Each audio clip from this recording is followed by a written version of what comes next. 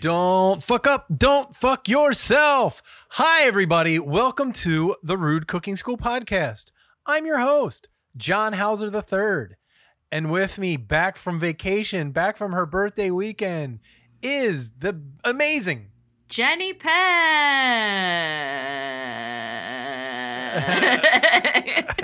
That's me being dragged back into reality from my vacation. Oh, no. How was your vacation? How was your birthday week? It was fucking awesome. It was, did I tell you where we were going? We went to a cabin that's on this tiny, tiny little island. You can like walk around it in like 2 minutes. Oh, wow. On a decent sized lake on a horse farm in Virginia. Where at? Virginia. Oh, Virginia. Okay. Yeah, in like horse country. That's cool. It's near like Middleton, Upperville type area. Sure. It's Shelbyville, Ogdenville. Yeah. Yeah. right over the Maryland, Virginia. I heard they all got monorails. Yeah. Yeah. But it was a lot of fun. There's like no TV, there is internet, but we played a lot of cards. And how long were you there for? 5 days. Okay. Yeah, and like we schmied around, you know, we went to Middleburg, which is like the largest town. Their main street is like 1 block, and got ice cream and lunch and looked at all the things. And but like we fished all day, like fishing right off the island, and I caught my record. I saw you caught a gigantic fucking fish. Yeah, a largemouth bass. It was 5 pounds 10 ounces. Which is huge. That looked way bigger than 5 pounds. Bass. Yeah. Yeah, it always looks bigger than what it is, but that was pretty big. But and I snapped my rod, bringing it in. Oh, shit. Yeah, and, well, it was an ultralight rod. Like, that rod is meant for, like, little bluegills and little trout, and, like, it's not really supposed to handle a 5 pound plus bass, but I got it in. It was worth it. I realize now why it looks so big is because you're the size of a small child. Yeah. And it was like a normal fish, so it looked like a fucking blue marlin in your hands. Yeah, it was like longer than the length of my torso, but I'm only 5 feet tall, barely, so I guess that's not really that big.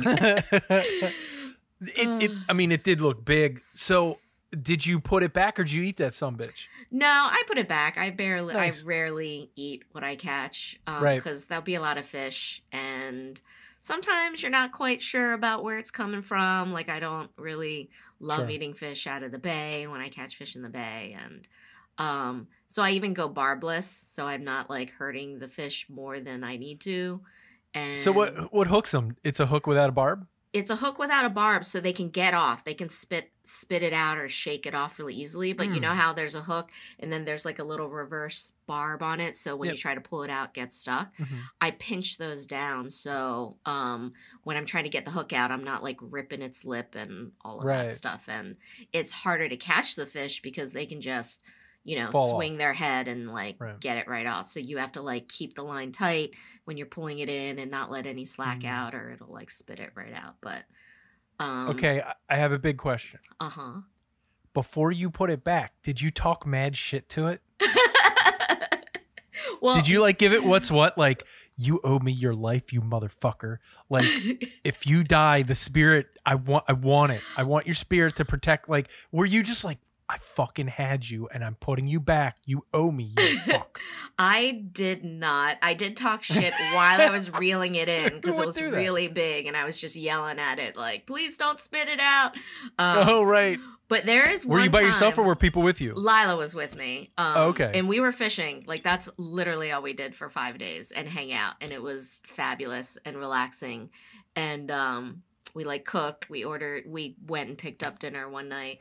But talking about smack talking a fish, one time when I was trout fishing, I reeled in this huge trout, right? Not real because I was tenkara fishing where you're just like hand lining it. I brought in this fish and it was probably one of the biggest trout that I've ever caught. And in its mouth was a tiny, tiny little, like, not even the length of my hand size fish. And I I caught the little fish, and then the big fish had bitten onto the little fish. Motherfucking and I circle got of life. 2 fish in one. But he didn't bite the fish hard enough, like he was on my hook too. So the little fish was alive and fine. So I let the little fish go, and I was like, I saved your fucking life, you fucker. Like, you would have been eaten by this giant fish, and I let them both go. But that was a very rad day. That would have been fucked up if you'd have just grabbed the little fish and pulled it out and then opened the big fish's mouth and like, I know, here you right? go, buddy. Let me help you. Here's a treat. Make it easier. Yeah. So That's fucking big crazy. trout. Yeah, they Cool. eat their family, little trout. So Yeah, good to know. that's nuts. yeah. Cool. But it was a good vacation. Didn't have anything crazy good to eat. We were keeping it simple since we're on vacation, and then we didn't want to do like these extravagant meals. So, you know, we brought we actually Grilled ham and cheeses. Grilled ham and cheeses. We were there on my birthday on 4th of July, so we brought hot dogs and corn on the cob to grill. Hell yeah. Because it's like, you know, it's 4th of July. We would have been at a barbecue. And, like, Yeah. we have hot dogs, you know, not that often really anymore. So we're both like, fuck yeah, let's do hot dogs on the grill, baked beans, all the fixins. And it was delicious. And you know what I didn't know? Lila found them. Trader Joe's does potato roll split buns. Okay. You know what I'm talking about? Like, they're all stuck together and split on top, and you pull them apart. Like the hot dog buns. Mhm. I didn't know they had those. Like, it's really hard to find those for me, at least. Oh, Pepperidge Farm does those. Oh, well, Yeah, so if- do if Trader you- Joe's now. Yeah, if you go to a regular store and look in like, because Pepperidge Farm usually has all their stuff together in one spot, like all their kind of buns. Yeah. They do, and it's really like I always get those when I do hot dog, like especially if I'm doing like Chicago dogs because there's so much shit in them. Like Yeah. regular, they stay up. Like if you do a normal hot dog bun, they tend to fall over. Yeah, roll over. Yeah, that's why I Or love the if I'm split doing like, you know, tops. lobster roll or shrimp roll or that Yeah, kind of thing. But that's yeah, I what it's love a for. split top. Me I too. prefer a split top bun. Me actually. too. Yeah. Yeah. For some reason. And it's like the same recipe. They're just baked in a different form, and they taste different.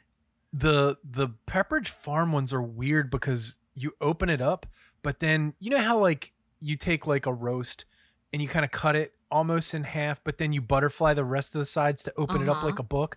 You can kind of do that with the Pepperidge Farm hot dog buns, where you open it up and then you can kind of open the sides up again, Flatten it out. so you can put extra shit in the sides and then in a pocket in the little and then put it around the crevasses. yeah, it's little kind, condiment it's like, crevasse.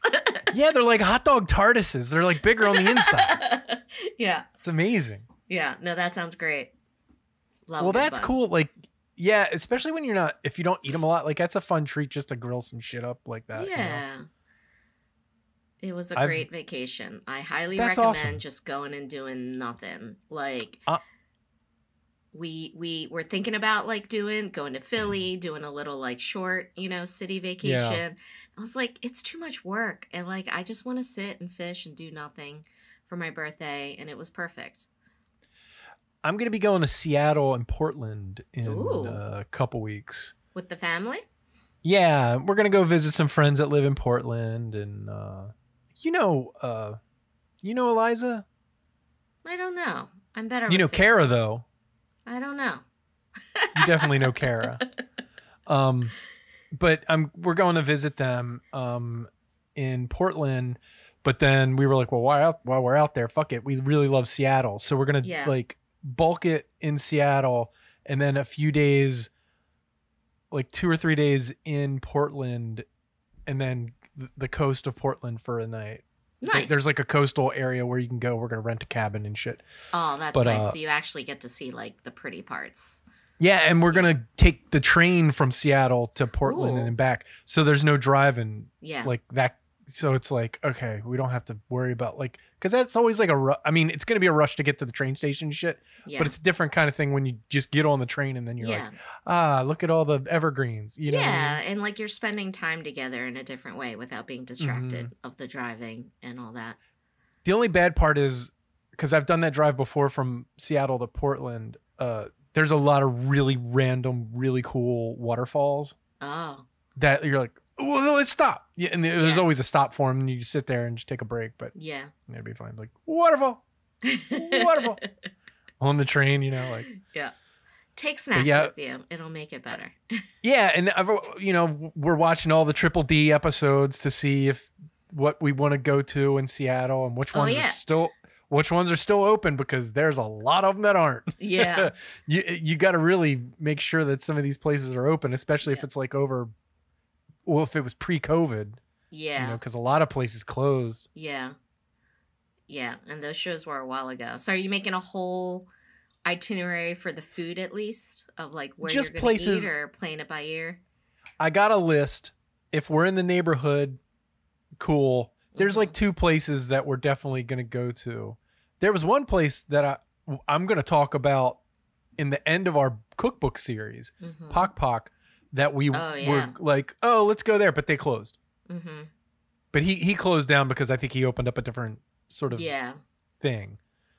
I'm not sure if it was a scandal. I don't remember. I don't think it was. Remember either. I like his cookbook though. Yeah. But yeah, there's a couple places. There's also a Bok Bok, which we're gonna go to. That's like a chicken sandwich place that looks fucking incredible. Oh, that has nothing to do with Pok Pok. Pok Pok. No, it's Bok Bok. And I don't know if that's, now that I'm saying it out loud, I don't know if that was intentional or not. Yeah. To confuse people with Pok Pok and Bok Bok, because it's literally B-O-K. Yeah. So I don't know. I feel like Bok Bok seems like a natural name for a chicken spot. For so chicken shop. I could see how it would have come up independently. Right. But yeah, we're going to go to KEXP, the radio station that I've been in love with for over 20 years. Ooh, yeah. Yeah, we're going to do we're going to just do sightsee stuff. Last time we just kind of, we were only there for a couple days, but this time we're going to do the tourist stuff. Nice. Yeah, because we've been to the market before, but Crosby hasn't. So we'll take him, let him see the fish get thrown and all that shit. And go to the... You can always get a thing of good chowder there, too. Go to the pierogi place. That's like across the street. Yeah. Have you ever been? The Vietnamese pierogi place? Is that what you're talking about? No, it's just like the regular it's like pierogi or something like that. Oh, okay. There's a lady who owns a pierogi place that's Vietnamese, and now it's half regular pierogies and then half like Vietnamese quote unquote pierogies. Oh, that sounds wonderful too. But the other pierogi place has a salmon pierogi. Okay. I still dream about it. Like, it's to die for. I highly recommend. I will check it out. I've also never had a Seattle dog, but it doesn't sound great. Wait, what's a Seattle dog? I think it has cream cheese on it. I know. I'd try it. I'd try it, but would you go out of your way for it? I don't know. What else is on it? Are you looking it up? Yeah. Cream cheese. Cream cheese and jalapenos. Okay, that makes it better, especially if it was pickled jalapenos. Like, do you ever make pickled jalapeno? No, cream it cheese? just looks like fresh ass jalapenos. Oh, okay. I don't know. I feel like that does make it a little better. It's kind Grilled of like onions. A jalapeno popper hot dog. All right, there's all kind of shit here. They're just getting footloose and fancy free with this thing. Yeah. Grilled cabbage, scallions, mustard, jalapenos, peppers, but those are like side things. Oh, okay. But the main thing is the cream cheese. It's a toasted bun and cream cheese. Yeah. But like, how long has the Seattle dog been around? Or is this something that they started? I think it started in the 90s. Yeah. See, I don't consider that an official state or city hot dog, because it has to be around longer than that. Because then having your city hot dog like became popular and people just started making shit up. So one big thing that's really is one of their iconic things is teriyaki. Hot dog? And that's really weird. No, just teriyaki. Oh, in Seattle? There's a guy who opened up a restaurant in 1976, and it's still there. Toshi's Teriyaki. And you just get a giant pile of rice with a bunch of meat and then like a little bit of salad. But it's super inexpensive. Yeah. You know, I mean, who doesn't like teriyaki? It's like $12 or something like that. Yeah.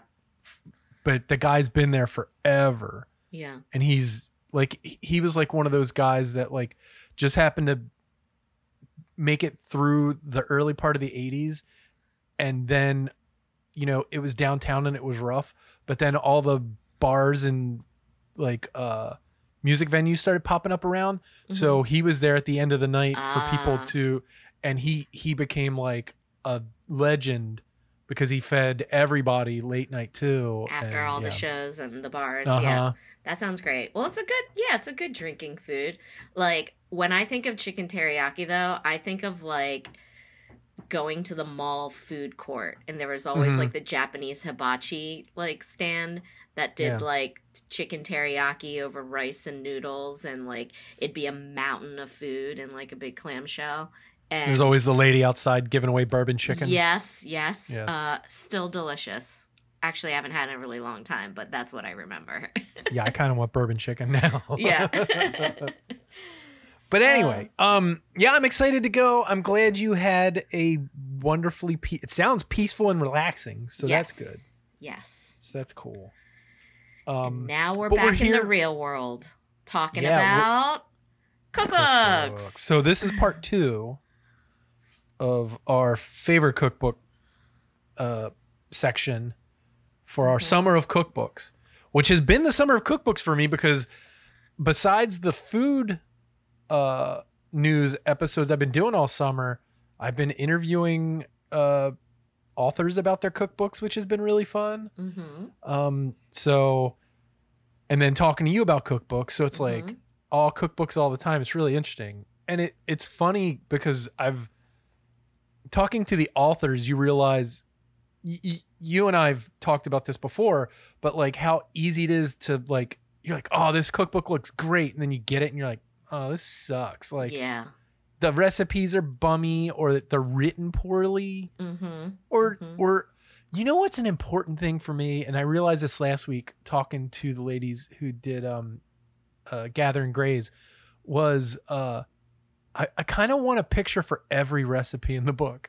I mean, yes, that is ideal. Isn't that like weird? Yeah. There are like if it's like a sauce, I get it, but yeah, there are certain types of cookbooks that I think what it's meant for, I understand. Like there are some that like don't need the pictures. That's not what it's for. But I love food pictures. I mean, who doesn't? Like, that's why like fucking mukbang and like, you know, I feel like cookbooks would have never gotten this popular if it wasn't for the photography, if it wasn't for the pictures. Without a doubt. Yeah. I look at my older photos. I mean, my older cookbooks, like, I mean, some of those Julia Child books, they're just drawings, you know, which are also pretty cool. Which are very cool. Yeah. But, you know, like some of those, you know, Time Life books or, you know, the photography, it's all this horse shit behind the photo of a plate from 10 foot away. And you're like, what the fuck are we, am I looking at the flowers or the fucking food? Like, what are we doing here? I mean, there's a whole genre of cookbooks that really aren't for the recipe. It's because it's a coffee table book. It's an art book. Right. Especially like a lot of the high-end restaurant cookbooks. Like no one's buying that to make those recipes. They're buying it because it's beautiful. We'll talk about that later. Oh, yeah. We'll talk about that, in a few weeks, like in like a month. Unless you're crazy like John. No. I got very strong opinions, believe it or not, on that. How about you go first? You pick your first book. Well, speaking of books without pictures, I'm gonna start out with, and this one's really great because I haven't picked it up in a really long time, and I think we mentioned it in a past episode, but since we've been doing this, I've been going through a lot of my older cookbooks that I haven't looked at in a while, and this one is the Mexico cookbook. Oh, okay. I was going to break that out next time in a triumvirate of cookbooks. So you tell me to it. We're going to have a lot of crossover. I feel that's what I'm worried about because there's one cookbook. Well, I'm going to go with this one first. So fuck you after you do this one because I have a feeling that one's going to come up soon. But yeah, that book is really interesting, but I use it as a triumph. Like there's 3 cookbooks that I have that are like specifically Mexican. Yeah. And I use the 3 in tandem when I'm looking stuff up. Yeah. But go ahead. Yeah. So the book is called Mexico, the Cookbook by Margarita, Carrillo, Carrillo Arronte. Mm-hmm. Am I pronouncing? I just totally butchered that. But Spanish was not my chosen second language in high school. But it is an amazing book. It is like the friggin' Bible. It's super, super thick. Let's see how many pages this It really thing is. It is 704 pages. 704, yeah. And I consider this like the encyclopedia of Mexican cooking. Like a lot of times when I'm trying to cook Mexican food, that it's going back to that conversation of like not just authenticity, but like the encyclopedia version of it. Like if I see this recipe that I want to cook and I'm like, well, how is it supposed to be? You know what I mean? And like before people start fucking with it or making it their own or doing their own variations, like what is it really supposed to be? That's when I reference Mexico the Cookbook. Because all these new recipes, they're coming from somewhere, you know, and, you know, an amalgamation of a bunch of things and people switching it up and making it their own. But like it comes from somewhere. And I feel like obviously there have been cookbooks prior to this, but this I feel like is something that brings everything together from like not just, you know, a lot of people when they think of Mexican, they're thinking of Tex-Mex. It's not even really Mexican food. It's American food that's been influenced by Mexican food, but it's like a whole nother animal. And a lot of that influence is coming from northern Mexico, but Mexico is fucking huge. And all these different regions have very different cuisines. Like people think Mexican food is spicy. That's literally just one region, like usually like near the water and stuff, but like central Mexico and stuff, they don't eat, their food's not as spicy. So this cookbook really just gives you a better overview, and there are a couple pictures but not a lot, but I love how it's organized. The table of contents is really good, the index is really good, so it's really easy to find what you're looking for sure. And to re-emphasize, it's Margarita Carrillo Arronte is the author, and then the photos are by Fiamma Piacentini. Nice. Yeah. Perfect. But it's, you know, what's the weird thing about this book that, you know, I like this book as much as you do. This book gets shit on a lot. By who? Tell me, I'll get them. A lot of people do not like this book. Really? You know, a lot of people don't like a lot of things. Yeah. But like, I guess some of the, because it's so thick and it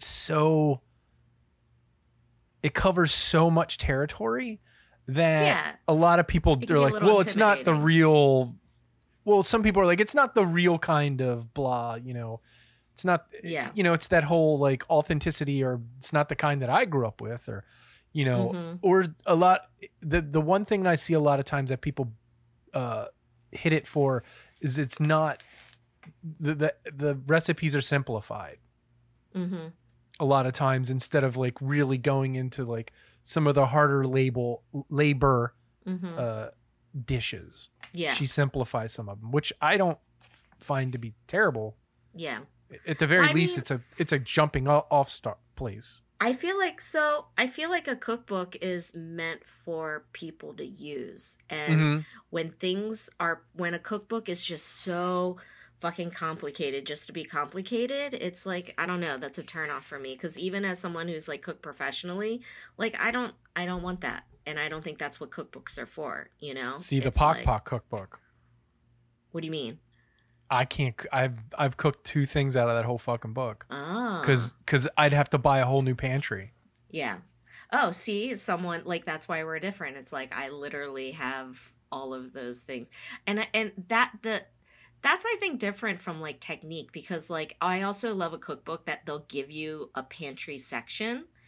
And it's a lot of these things, like you have to familiarize yourself with the ingredients of like a lot of these cookbooks. And I love that, yeah. Yeah, types of cooking. And then you realize that all these recipes just use different combinations of the same like handful of ingredients.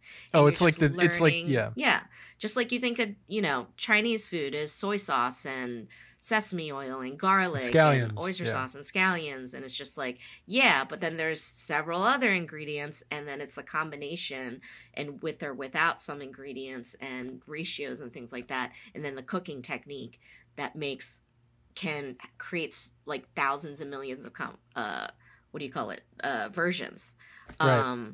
So well, it's like the thing that's like, oh, Mexican foods, fucking rice and beans and meat and cheese and onions, right? And no, there's like a million. It's kind of that, but that's you're talking about like burritos and tacos and something else. There's different variations of it, but that's not all of it. Like, yeah.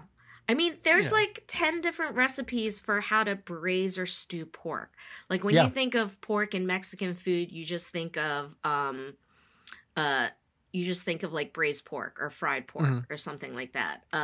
Like carnitas. But there's so many different ways to do it. Like there's mole sauces, I love the one that it's braised in milk. Like having braised pork in milk. Like, I love that. Yeah, that's a really good recipe. I've actually used part of that recipe. Like if you told someone that recipe, they wouldn't be able to tell you where it was from, specifically if they didn't know. Right. So I love that it has recipes like that. Or even for salsas. Like there's a million recipes for salsas in here.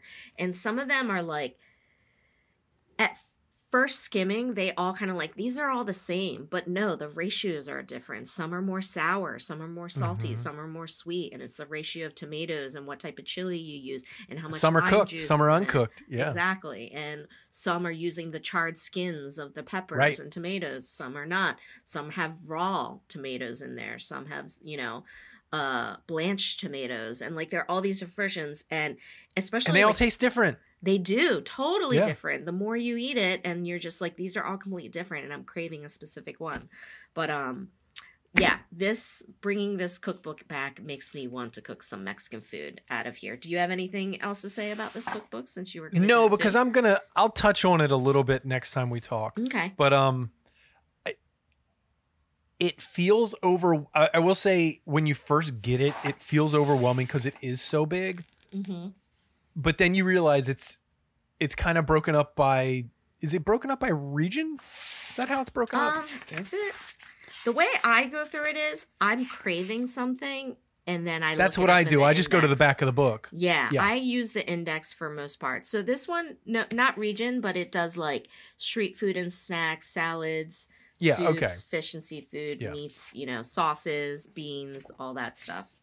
There's a lot. Do you have a favorite recipe or something that you've cooked out of there that you were just like, I'm glad I bought this book? I don't have one specific recipe, but I have to say every single salsa recipe, it taught me what real salsa is and just like the variation on it. Because before this cookbook, I did not know that. Well, I knew it, but I did not realize how different and how many different kinds that there could be that use the same technique, but taste so different and how delicious they are.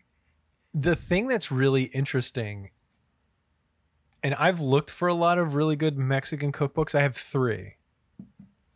And they're kind of hard to find good ones.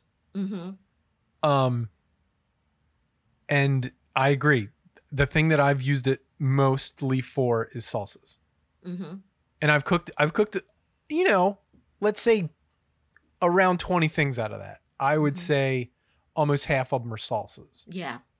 The other 3 are probably beans because there's a bunch of beans, and I'm like, I love beans. Like, mine are meats, any kind of stewed meat, and I'm like, give it to me. All right. All right. What do you got next? Of course, I knew it. I had to do it first. The Momofuku cookbook. So last time we talked, I talked about the cookbook that I think I've probably cooked most of the book. And that was that Jamie Oliver book, Jamie at Home. Mm-hmm. It's neck and neck with this book because I've cooked a lot of. I've cooked almost this whole fucking book. Mm-hmm. Like, and that's rare for me. And I've never come across a bad recipe. Yeah. Everything in it is fucking incredible. Oh, look, I use my Momofuku noodle bar business card that I got when I went to Momofuku as my Who's the placeholder. editor of that? Who edited that book for him? Because it's somebody who's a really Peter good... Peter Meehan. Yeah, he's like a really good cookbook editor. Like he's done a lot of people's. Really? No? Yeah. Was he canceled? Well, he was a creep. Yeah. God damn Peter it. Meehan was a super creep. Can't we have anything? He was like he was like Chang's right-hand man. Peter Meehan ran the magazine. Yeah. What was it? Peaches? Peach? Yeah, Lucky Peach. Lucky Peach. Yeah. Well, David Chang's kind of canceled too, but you can love the art and not the artist for sure. But Chang, yeah. So, this is why do not idolize people, guys. The photos in this are really interesting. Some of them are really good. Some of them are like, oh, here are people eating at the bar. Yeah. Some of them are like, oh, here's, just the guys in the kitchen and the wait staff and everything. And it does build up the legend of David Chang in this book. It's like it definitely is branding for Momofuku, but at the same time the recipes are banger. Like John has made us the bosam recipe out of there, and he did it to perfection, and it's so good. And I've made that recipe easily 20 times. Yeah. Like if there's like, if I want to impress and not spend a bunch of fucking time doing stuff, you make that. And that's like one of those recipes you're like, I don't really have to spend a lot of time on. It's just about hitting the certain temperatures, making sure you cook it properly, doing the sauces, boom. And it's such a thing, like people that eat it, it's like mind blowing, right? Because it's just lettuce wraps with pork and sauce, but the combination of the sweet, salty pork, and then the sauce, which is like piquant, and it's got all kind of just umami flavors and spice, and then the cooling part of the lettuce, like it's just this sensory kind of overload, but also harmony. It's really fun. Well, also one of my favorite things of the book is there's a couple guys from Sonic Youth with their wives in this book, just at the thing eating at Momofuku Co, I think. Because he's a rock star chef and he cooks for rock stars. Yeah. But like, okay, so the most technical thing in this would be the ramen. Yeah. Right? And I make this ramen once or twice a year, and I do the whole shebang, right? I make all the tare and all the stock. I don't make the noodles. I haven't gone that far. But then all the, the slow poached egg and the menma and the fucking, all the pickled stuff, like the pickled mushrooms. After you steep the mushrooms, you pull them out, and they got no flavor, but then you just throw them in a pickling liquid, and it's just basically a sponge for the pickling juice. And the Naruto, which is the little fish cake, and all the accompaniments, and it's so much fun. And the pickled cucumber, that's just literally just cucumber and salt and sugar. But when you get done, and it takes like a week to do all this shit, man, like it's incredible. Steps. Yeah. But then there's ginger scallion noodles, right? Which the first time I ever had ginger scallion sauce was out of this book. And I was like, this seems really fun. And then you make it and you're like, this is the greatest fucking sauce I've ever had in my goddamn life. You can just slather your body in it and just absorb the flavor, and you're content. So Evan, who does the podcast with me for the food news things, he planted some scallions as a joke in his backyard in this big planter he had.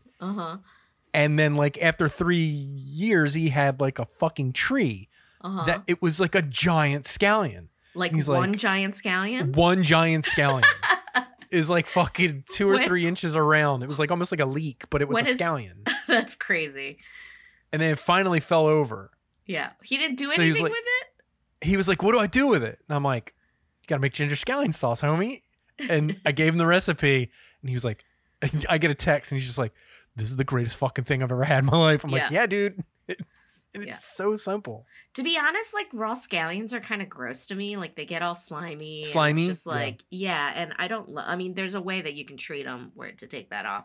But it's like, I don't know. I always feel like it doesn't necessarily add anything to a recipe, but the sauce, like, the sauce is killer. That you can add to anything. I do an even quicker version where I don't even just hand chop the scallions. I just put everything in a fucking blender and puree it. Oh, that's and the how I always do it. The sliminess adds to it because it's a thickens sauce. It. Yeah. Right. Yeah. Oh, I never hand chop that shit. Oh, the hand chop stuff is so good though. Yeah. I like it better than the pureed version. I will say that.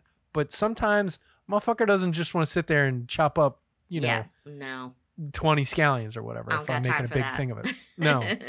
But like the kicker for that recipe is the sherry vinegar. Mm-hmm. Like that's the key. And it's such a weird thing, like. But yeah, that I'm just going through this book right now and just reliving all the things that I've made. The pork buns, which they became famous for. Mm-hmm. Those pork buns still are the best fucking pork buns. Like, I get bummed out if they're not even close to his pork buns. Yeah.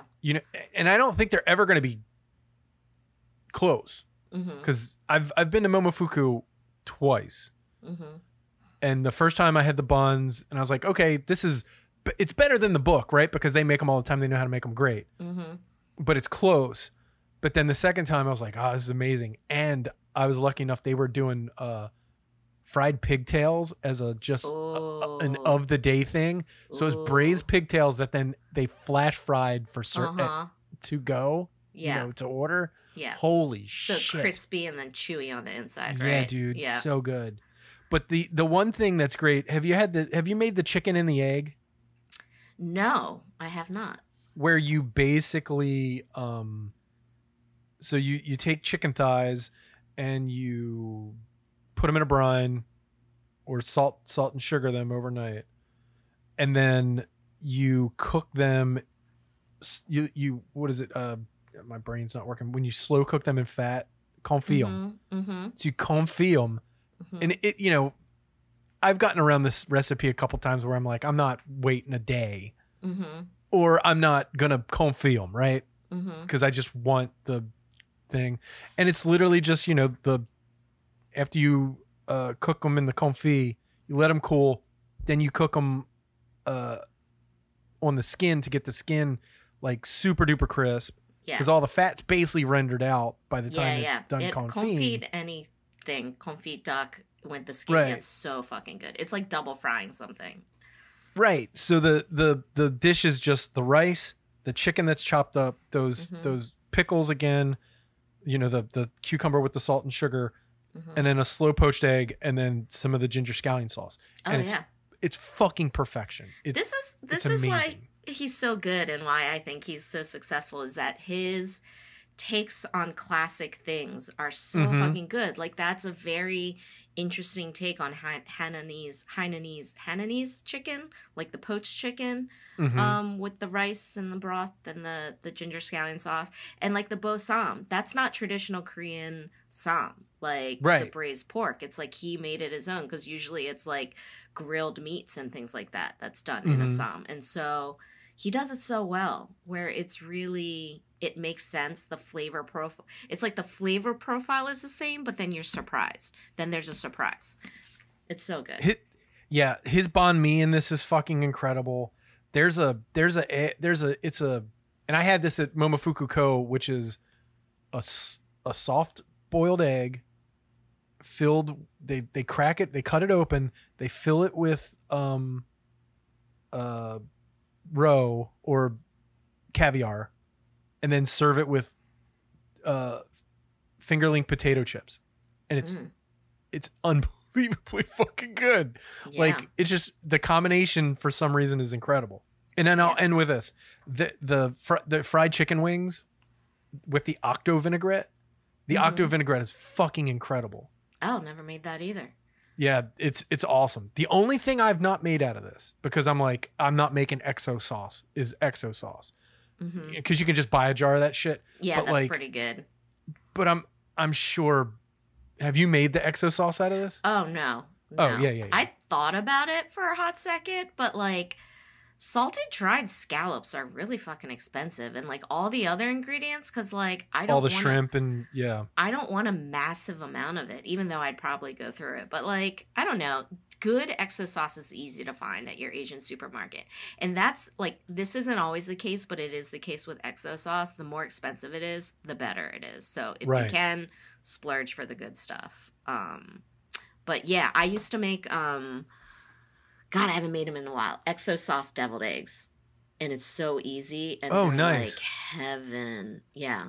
It's pretty much make regular deviled eggs, use a little Chinese mustard instead, and exo sauce. And it's so fucking good. There also is a, I'm going through it. By the way, there's an onion soubise with the caviar thing. But he does a kimchi mignonette sauce. And it's amazing on fucking oysters. Anything. All right, I'm going to get out of here with this cookbook and let you go next. But yeah. Would you like some time alone to reread the Momofuku I'm going to get nasty with this book later.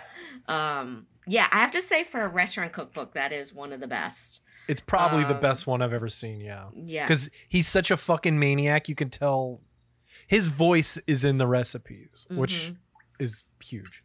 Yeah. Speaking of Korean food, my next cookbook is called My Korea, Traditional Flavors, Modern Recipes.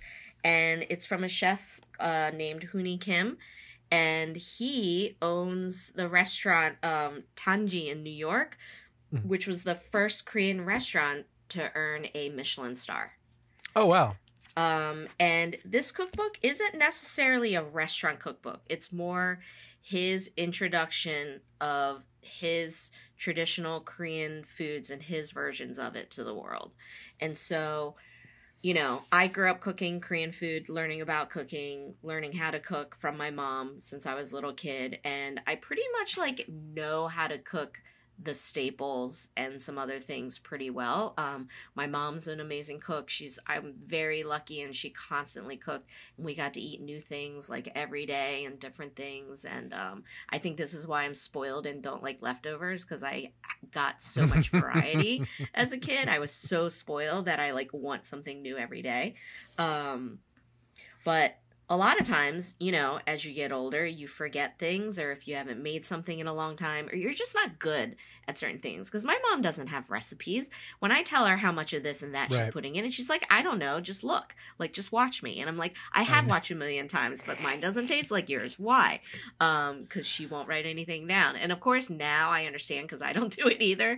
And, but I love to reference this book sometimes when don't feel like calling my mom, because it's going to be a whole half-hour conversation, or it's a recipe that I never really learned from my mom, and it's nice to get a very professional but authentic version of it.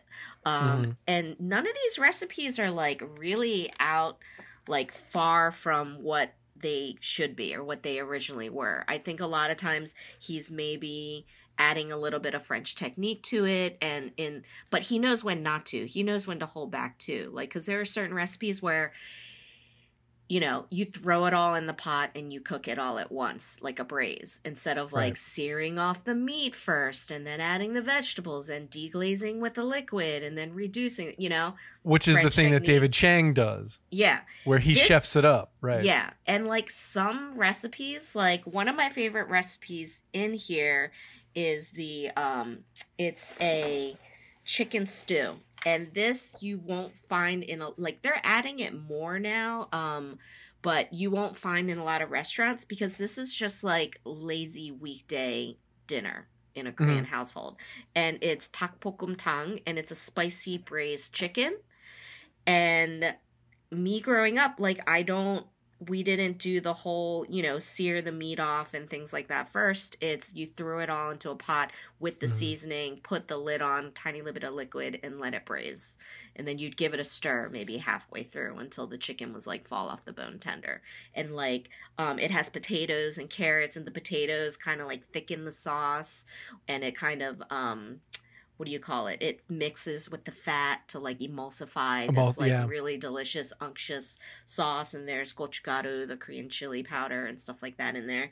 And Yeah, and his recipe in here is pretty simple. Like, it's exactly what it should be, which is really nice. But then he'll do something really interesting where he'll do a spicy pork and gochujang bouillabaisse noodles where, usually it's just pork belly stir-fried with gochujang, Korean chili paste, and gochugaru, the powder, and with lots and lots of scallions and onions, and you can eat that with sam or just rice or anything like that. That sounds really good. That because we don't really use in traditional Korean cooking ground pork.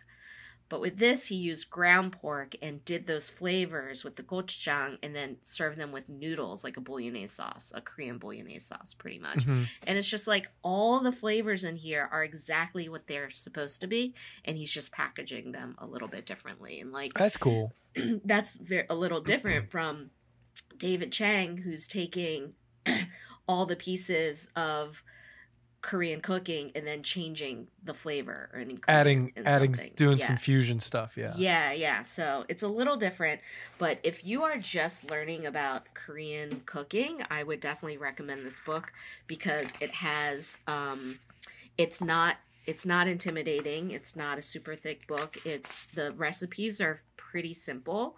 Because a lot of Korean cooking is really simple. It's not overly complicated, which is really nice. I have to say a lot of the Asian cooking, and this isn't a burn or anything, but I think Korean cooking technique-wise, other than the pickling, the kimchi can get complicated. But otherwise, I feel like it's a little easier to approach, I think, than a lot of other Asian techniques of cooking. But it's separated, the content. I would agree with you. Yeah. Japanese food is very fussy. Chinese food is a lot of ingredients a lot of times. So many ingredients. And that country is fucking huge and has influences from all over. Sure. So even just... And Korean food, like you said, there's a lot of just stews that are just hey. Yeah, which is a good starter into Korean food. But because all of them are fucking delicious. Yeah. And this is great, even there's recipes. And that's a big book too. Yeah, there's a lot of pictures in this one. That'll make you happy. Just looking at it, it looks like it's a pretty thick book. And it has separate sections like panchan, which is if people have gone to get Korean food, it's all the little side dishes that they give you.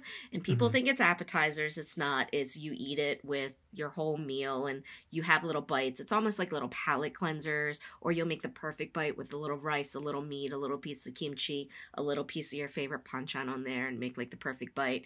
And that's also why I think I'm so, I hate the same meal every now and every day, is because with panchan and the way Korean food is eaten, you can make all these different flavor combinations. Yeah. Every bite can taste different. And a lot of them are fucking flavor injectors, just umami boosts or Yeah, and kimchi and stuff which is pickled vegetable pretty much. When people think kimchi, they just think of the pickled cabbage, but it's any kind of vegetable that you can imagine. It can be spicy, it can be not spicy. It's just fermented vegetable. And so in this book there's several different versions of kimchi, mostly the basic ones. He doesn't really go too much out of the box. There's panchan, which are the little side dishes, and panchan is your household, the Korean household fridge will have at least 3 different panchan and 2 different kinds of kimchi in your fridge at all times, and you'll just rotate through them, and you're making enough to last through several meals, but then maybe your protein and your stew will change throughout the meal. Gotcha. So, and then there's, meat, seafood, soups and stews, rice. So it's, separated really easily, and lots of pictures, and the recipes are really simple. And what I also love about this book is it has all the core Korean recipes that you can think of. Plus it has some that my mom has never made for me. I've gone to my mom with this book and be hey, you've never made this for me. Is this traditional? And she's oh yeah, but I don't like it. So that's why I don't like eating it. So it's all right, then maybe I can learn how to make it and show you how to like it. But that would be fun. Because she's very opinionated about her food. Thank you. I want to check that book out now. Yeah, I'll bring it to you. You can borrow it. my next book is Nice. Franklin Barbecue. Oh, I don't have that one. You could borrow this from me and just take pictures of the 5 recipes that are in this book. Yeah. Because it really, like, it's called Franklin Barbecue. It's by Aaron Franklin and Jordan Mackay. It's called Franklin Barbecue, a meat smoking manifesto. And that's what most of this book is. Like, this book is, let's go to the thing. It's, let's say 200 pages, right? It's about 200 pages with before the acknowledgments and shit. Most of it, so I would say at least 150 almost, 175 of it. It doesn't start really with the recipes until 150 in, basically. The rest of it is him just talking about his mania and his specific obsession of barbecue. But it goes through how he got it started, and just doing it in his backyard and just going up and getting better and wanting more, and then eating at places and going, oh, mine doesn't taste like that, and trying to figure it out, and then getting more smokers, and then finally, starting in like kind of like a RV that was like transformed and shit, like crazy, and then starting to build his own offset smokers. But then the thing that's amazing about it is what he looks for in, let's say, a brisket, because he's like, every brisket's different. Every one of them has a different ratio from meat to fat. You won't know it until you feel it, and it's got to feel a certain way. And he describes how it should feel, which is interesting. He's like, after it's cooked or before it's after it's cooked. After it's cooked. Yeah. After it's cooked. After you've wrapped it, like it should feel this way before you wrap it, and then once you put it in, you can tell by feel instead of poking it with a thermometer, which I would still say, I'm going to put at least one thermometer in one of those fucking things. It should have a wiggle jiggle, right? To hit 210. Yeah. But when, exactly. It should have a sort of softer, limper feel, but just the tactileness of it, the description, but like how he tells you what to look for in wood, how to build a fire inside your smoker box. And it's all very, very detailed, right? Like how to buy and store wood, how to buy wood from a store, how to season wood if you want, but there's very few recipes, but some of them are great. Like, there's a recipe for how to make sausage, how to make smoked turkey, clearly the brisket, how to do, like, the one thing that I love, he has the sauces. His barbecue sauces are incredible. Ooh, and they're unfucking believably simple. Wait, what's the region of style barbecue that he does? Texas, right? Texas, yeah. And he's most known for his brisket. Right. And he the people wait in line hours and hours to eat there, and they sell out every day. But like his regular barbecue sauce, when I finally made it for the first time, I was like, oh, this is how barbecue sauce should taste. Like, it shouldn't be Kansas City. Like, it lets the meat shine. It doesn't cover up the smoke. Like, it harmonizes with everything. And it's really, really, really simple. And it's just basically ketchup and vinegar, sugar, salt, chili powder, cumin powder. That's kind of it. And some Worcestershire sauce. That's it. And is it white sugar or brown sugar? He's got brown sugar. Nice. Yeah. Good. Yeah. It's okay. So it's ketchup, water, cider vinegar, white vinegar, brown sugar, Worcestershire sauce, chili powder, cumin powder, salt, pepper. That's perfect. Yeah, and it's incredible. I'd add a little garlic powder. Yeah, and he's got a couple different barbecue sauces. He's got a bean, like my beans that you love when I make the beans. It's basically his beans. I've added a little garlic powder to mine. Yeah. But, he's got like a bean seasoning that, it's already in there, but there's like a couple other things that I've added since then. But it's chili powder, salt, black pepper, onion powder, garlic powder, and cumin. Nice. I had MSG, and I add a little bit of sugar. Oh, speaking of beans, you'll be so proud. We did baked beans with our hot dogs on 4th of July, and we used the British ones. Oh, nice. The How was British that? beans, they were delicious. Okay. Yes, and it was a little switch up. And Lila had never had them, so... if I was to buy canned beans for hot dogs, it would be those, yeah. Yeah, because they're not like candy sweet. The American versions are so... Yeah, they're tomatoey. Like, yeah, and really sweet and too sweet. So these are much better. So that's what we're you can actually like taste the tomato and the beans. And Yeah, they're awesome. Really good. Dash of hot sauce, perfect. Nothing else I got left to say about this book. It's just a really good read. He's a good writer, but like, his rib recipe I've used. The one thing that's really it's good for is like learning how to butcher some of this stuff. The pictures for the butchering is really good.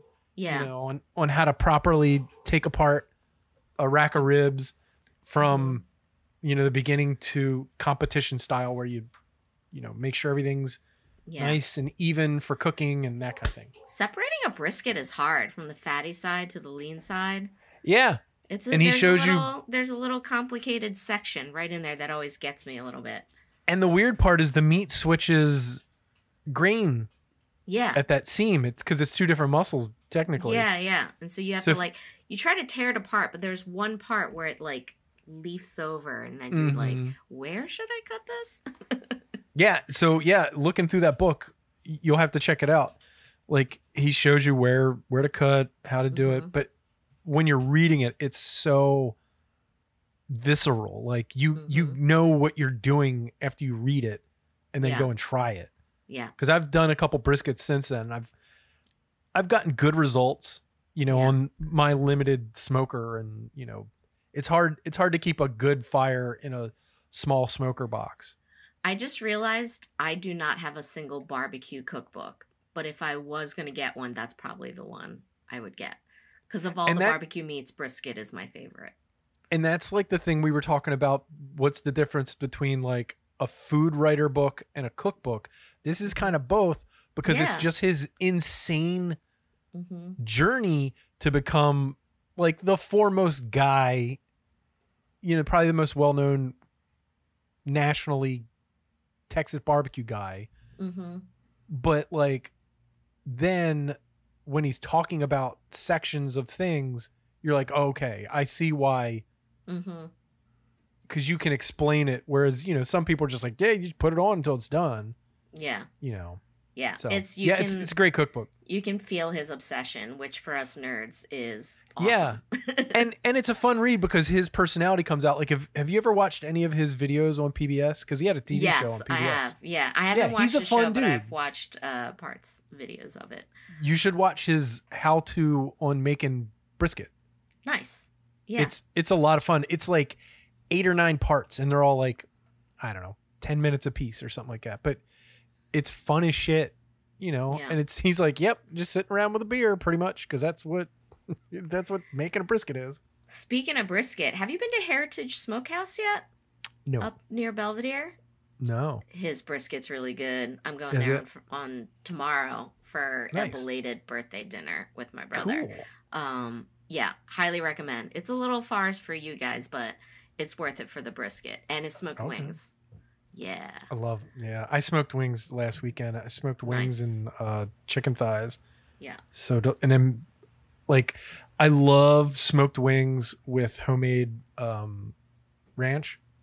So I made a big thing of homemade ranch, and I'm just dipping it in there. Ranch. Yeah. Putting the whole wing into the ranch, and then putting it in my mouth and pulling it out like a fucking fish skeleton, like I'm a cartoon cat. Yeah. Yeah, it's so good. I see people doing that, but I don't know. That takes the enjoyment of the wing away from me. I like it in 2 bites, like one side and then the other, because like I want the crunch of biting into it. Oh, you can only do that once or twice just to feel silly, because then you got a fucking full mouth of meat. You got a full mouth of goddamn meat. Yeah. Yeah. It's much easier to just eat it in a couple bites. Yeah. But the cartoon cat thing's fun. All right, so my final what you got? book. I don't have too much to say about this because I've mentioned it over and over again, but it had to be on my list. is Barefoot in Paris. Can you see it? Really? It is, yeah. Barefoot Let me see it again. fucking Contessa. That's what I thought. Yep. Okay. Barefoot in That's your Paris. go-to French book, huh? Not my go-to French book, no. This is a cookbook just the French book that you enjoy. that I enjoy. This is one that I recommend to friends who I have several that don't cook and always ask me like, hey, what's the first cookbook to get started? And this is a really good entry-level cookbook, I think. It's and like my Jamie Oliver cookbook. Yep. Yeah. And my go-to recipe in here is her beef bourguignon recipe. Like that you've told me about, yeah. Yes, it's fire. It's like, yeah, I could go make Julia Child's beef bourguignon recipe, but it takes you all fucking day. And to be honest, this one tastes delicious. I don't even know if I would be able to tell the difference. And it's two steps. It's searing the meat and then putting all the vegetables in and adding your wine and cooking it down and, and ruin it up a little bit and adding frozen pearled onions at the end. And you know what? It's fucking delicious. I've made Julia's beef bourguignon, and it's so much. It's a lot. It's a lot for a stew. And it's amazing. That's supposed to be, but it's just like. But it's just a braised. Yeah. Yeah. I mean, there are recipes that are project recipes, and you're doing it for the joy of the project. Which is that. Yeah, but most of my cookbooks are about everyday cooking. It's about cooking, planning a couple weekday meals, and maybe one project meal for the weekend if it's not a busy weekend.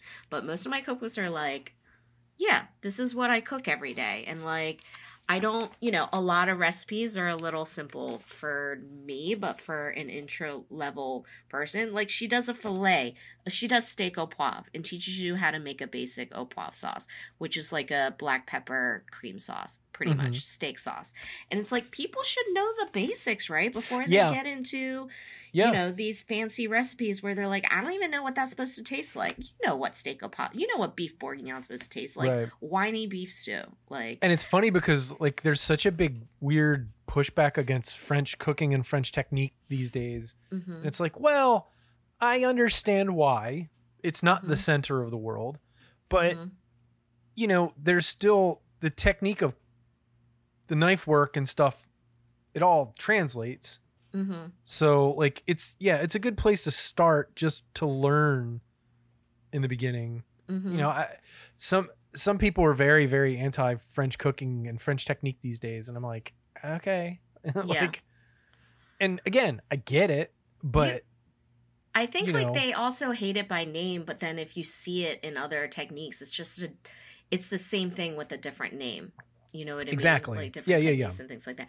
And like with this, like she started out as a caterer, and so she knows how to feed people. I feel like a lot of her recipes, she writes them so you can actually use it as a, as recipes to host people and make dinner for not just you and your significant other or anything like that. And like she simplifies a lot of stuff without, I think, losing much. And the recipes are actually written well. Like I followed a couple of these recipes by the book. I've had my like mother-in-law, I gave her this book, and she is a self-admitted like does not cook, does not really enjoy cooking. Burns water. I got her this book. Yeah, and she could follow the recipes. And so, I don't think that's a bad thing. I think that's a really, really cool thing. Like she does a zucchini gratin that's like fucking delicious. And it's really simple cooking, French bistro cooking without, all the fluff. That's awesome. Yeah. So check it out. Yeah, guys, I love. That was the same reason that Jamie Oliver book was my number one book, because it's easy to do during the week. When someone asks me for a cookbook, I'm like, this is the book that you should start with because it's really easy. But it's not intimidating, but the recipes are good. And ultimately, that's like, you want good food. Yeah. Sometimes I'll swing back to this book when I'm like burnt out on cooking, where it's just like Mm-hmm. I'm trying to come up with these ideas of what to cook, and not necessarily my own recipe, like coming up with my own recipe ideas, but like I want something new and interesting and blah blah blah. But I'll come back to this and be like, man, I haven't made beef bourguignon in fucking forever. I haven't Gotta reach back and see the inspiration. Yeah, like a rack of lamb. That's so simple and doesn't have like Turkish marinade and all this like fucking stuff, which is what I try to usually do. And it's just like just a classic French roasted lamb chops. Like nothing crazy. And it's still delicious. The one thing that's so like a lot of those people that are like French techniques bullshit and all this stuff these days, like when you hear them talk, and this has been a lot lately, and I've seen this a lot, videos and stuff where they're like, I believe in bold flavors. It's like, who does? What are you talking about? Like, who? I only cook bland shit. Like, what the fuck are you talking about? You've had bad food then. Like, yeah, like if you think that's French food, I mean, in bold flavors. It might not be as bold as, say, Korean gochujang, but like, it's flavorful. Oh yeah, totally. If you cook it right, yeah. All right, what you got for me? Last and not least. Mm-hmm. My Bread by Jim Lahey. Oh, you got me. Oh, was this one of your... You were gonna... It was... Well, it was a lot... We can both talk about it. Well, I don't bake bread, but I wanted to include it in just cookbooks that are need to know, because that's Lila's bread Bible. Is that... Am I the one that hipped her to this book? I don't know. She's had it for a really long time. It is possible. I've talked shit about this book since the fucking day I got this goddamn thing. Yeah, like she's been baking bread for like a decade now, for sure. So this book came out in 2009, and I got it the day it came out. Like I was like this was like fucking Harry Potter. You know what I'm saying? Like, I can't wait. My bread's coming out. I'm gonna go get it at the store. Like. So for those who don't know who Jim Lahey is, he's the founder of Sullivan Street Bakery in New York City. And years ago, like I think in like 2003, there was a food writer for the New York Times who, Jeffrey Steingarten, damn, I pulled that out of the back of my brain, basically used his recipe for no-knead bread. And it was like the first recipe that kind of broke the internet. Like people were like, there's no way this can fucking work. Like this is before YouTube and Twitter and all that shit. But like so many blogs at the time and so many food writers were like, there's no way this works. And then they would do it and then just be like, oh my God. So no-knead bread, to just be quick about it, is you take the ingredients of bread. You take flour, salt,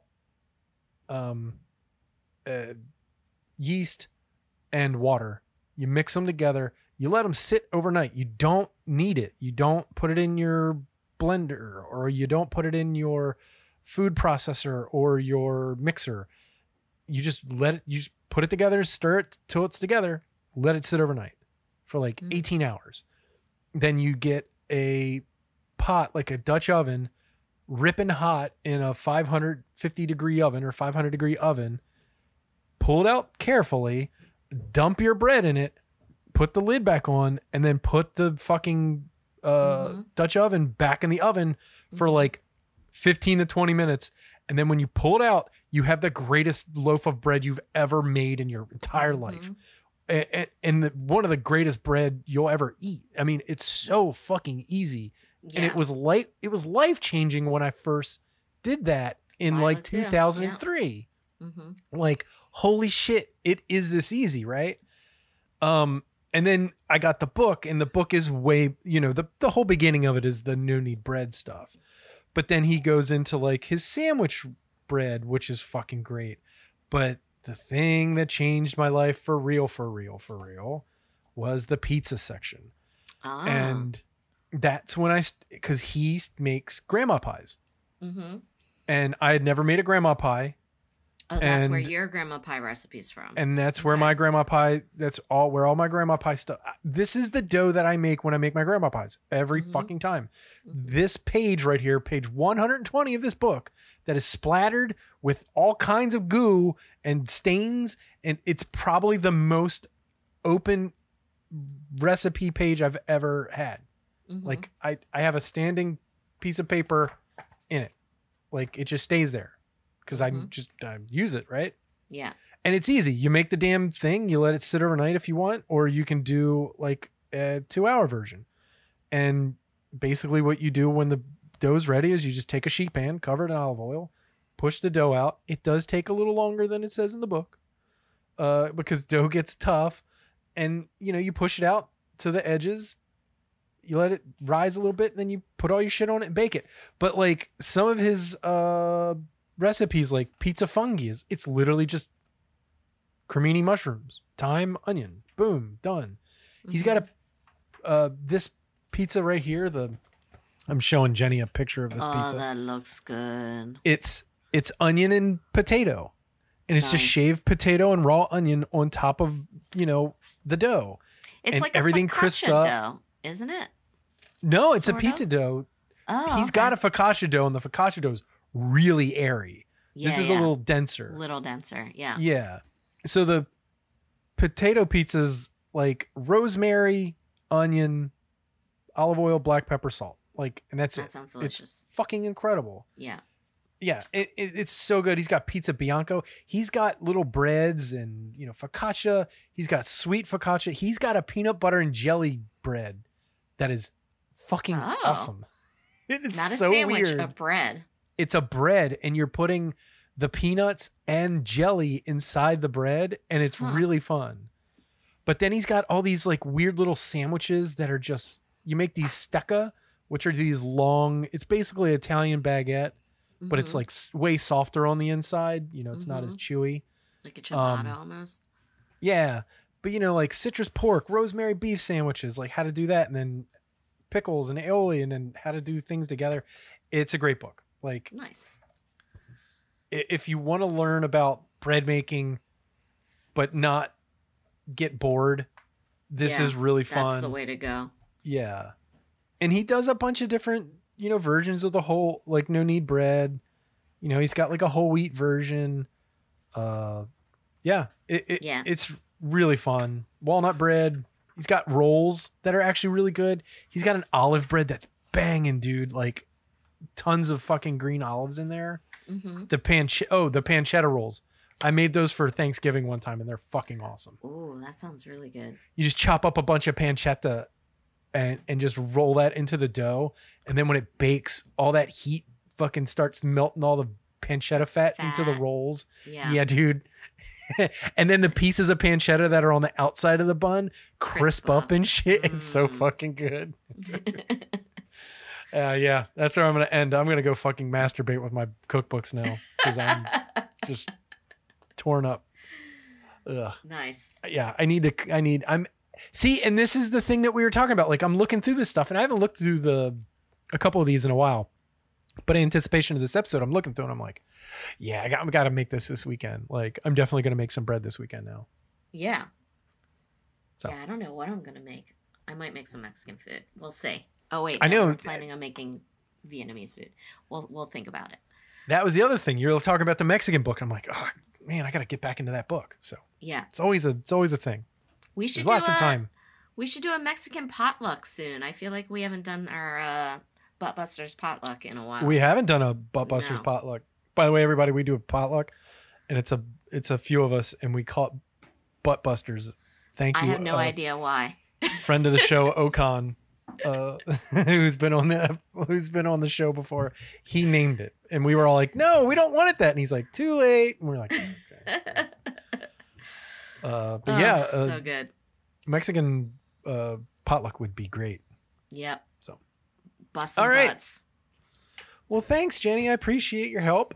Yeah, we will see you. We will see you in a few weeks to do part 3 of our summer cookbook series.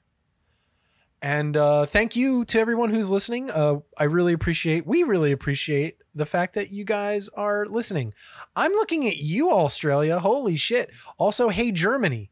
Good job, everybody. Like, the numbers have been really up in the last few weeks. Nice. And these cookbook episodes are actually really popular. And Germany has been spiking lately. And I don't know if it's like two people, like one person told another person, and then they're like, or maybe it's just one maniac who's just been blowing through all the episodes. If so, fucking dog Shane. I don't know. Like, I appreciate it. Shane. So yeah, thank you for listening to the Rude Cooking School podcast. If you want to join our Facebook group, do it. It's a great place to just relax and have fun and not worry about the burning cesspool of humanity that is outside of your house. And it's fun. People post recipes and memes and jokes and ask questions and answer each other's questions. And it's a really fun place. Otherwise, you can tell your friends and family about us. We rely on word of mouth, and that's really cool when you do that. I appreciate it. Also, if you can rate and review us, if you have the time, any place you get your podcast, listen to it. Please do that. It actually does make a difference. Believe it or not, it makes a huge difference. So thank you for listening to the Rude Cooking School podcast. I will see you next week. I'm going to be by myself. Evan's going on vacation. Evan's going to the UK. He's going to like fucking he's going to Ireland and Ooh. Yeah. We were just talking about that. No, not He's going to be all over the place. So I haven't figured out what I'm going to do next week, but I will see you next week. So for the Rude Cooking School podcast, I'm John Hauser III. Don't yuck my yum. And I'm Jeni Peck. Bye. Peace.